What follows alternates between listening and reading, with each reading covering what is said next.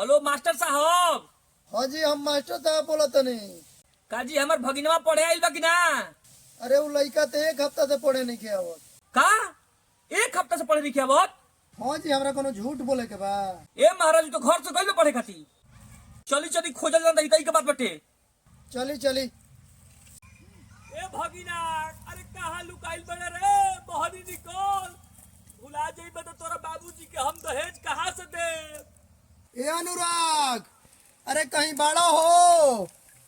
ए भगिना, अरे कहाँ लुकाइल बड़े रे ससुरा? लागा तो मम्मा खोजता। हे भगवान, है अनुरागवा के मिलवा दी, न तो हमार टीचनी के नाम खराब हो जाई। कल से कोनो अइबो ना करी हम सब। आई दादा, मास्टर वो आ गई। हे ना पकड़ी पकड़ी अरे साला खाली बजे रे।